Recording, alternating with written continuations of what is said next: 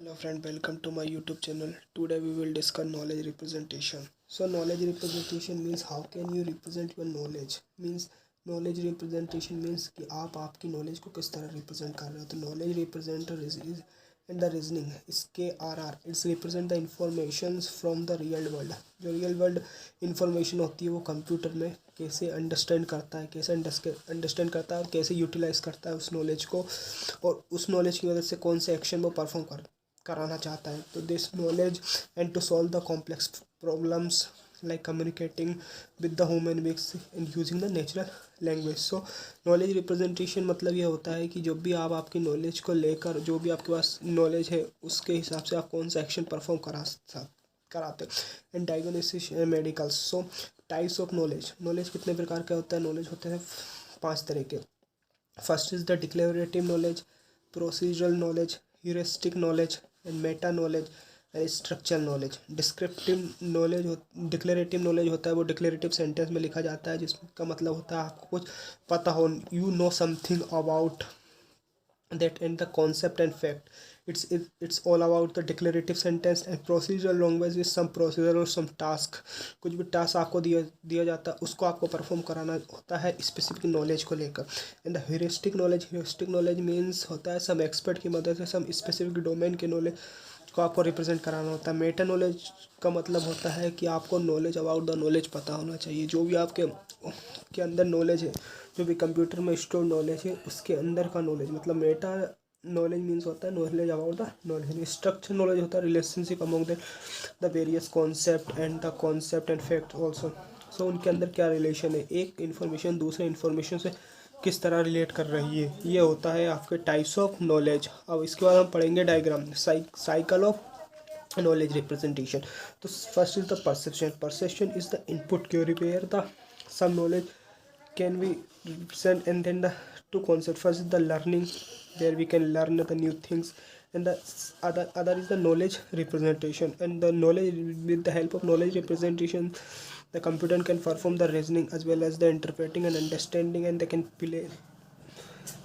create some planning, and they can execute that knowledge, and action should be performed by that knowledge. So there are some technique of knowledge representation. First is the logical representation, semantic networks, production rule and frame representation. So logical representation means the language with some concrete rule.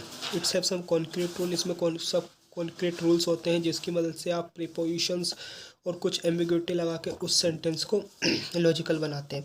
इसमें होता है syntax और semantics. दो word होते हैं. Syntax मतलब होता है सिंबल यूज़ किए जा रहे हैं उस सेंटेंस पे, और सेमेंटिक मतलब होता है कि इंटरप्रेट कर रहा है वो सेंटेंस किस में, लॉजिक में कन्वर्ट हो रहा है. सेमेंटिक मतलब वो होता है. तो logic representation is a language with some concrete rule which deals with the preposition and has no ambiguity in representation.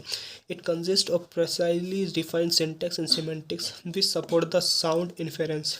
Each sentence translate into logic using syntax and semantics. जो भी सेंटेंस होता है आपको ट्रांसलेट करना होता है logic में, किसकी मदद से, सिमेंटिक और सिंटेक्स की मदद से.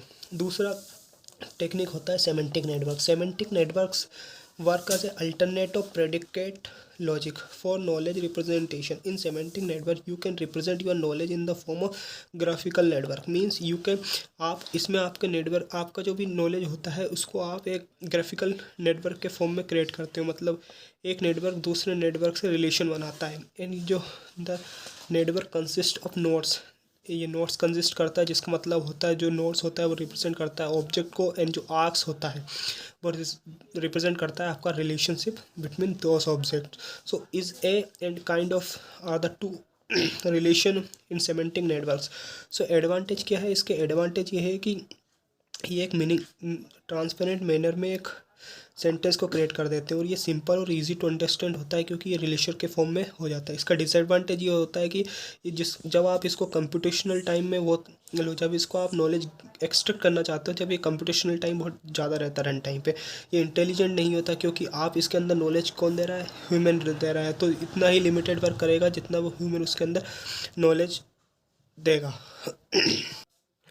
और जो प्रोडक्शन रूल होता है, इसका मतलब ये होता है कि जो सिंबल है उनको सब्सटीट्यूट कर दिया जाता है। रीराइट द रूल्स और specify the symbol substitution that can be recursively performed to generate new symbols. जो पुराने वाले सिंबल्स होते हैं किसी भी सेंटेंस में, उसको रीराइट करके एक नए सेंटेंस में परफॉर्म किए जाते हैं और जनरेट होता रहता है टाइम टू टाइम। तो इसमें होता है production rule. So first we can logical representation, semantic networks, production rule and frames representation. We can frame representation. Frame representation are the recognized structures, means they can be structure like a record. All the information should be stored in record form and which consist of attributes. इसके अंदर attributes होते हैं और values होती है जो कि आपके डाटा के अंदर होती है। Describe the entity in the real world, जो भी आपका रियल वर्ल्ड डाटा होता है उसकी एट्रीब्यूट्स एंड वैल्यूज़ को ये स्टोर करता है। फ्रेम एक डाटा स्ट्रक्चर की तरह हो जिसको हम कह सकते हैं कि it is a frame. It is the data structure of artificial intelligence which can divide the knowledge into substructure. जो भी आपका नॉलेज होता है वो सब स्ट्रक्चर में डिवाइड कर दिया जाता है। फ्रेम में एक स्लॉट होता है और वैल्यूज़ होती है। तो slot have the names and as well as the values. They have the names and as well as the values called. जो भी वैल्यूज़ और नेम्स होते हैं उसको क्या बोलते हैं, फेसेट्स क्या बोलते हैं।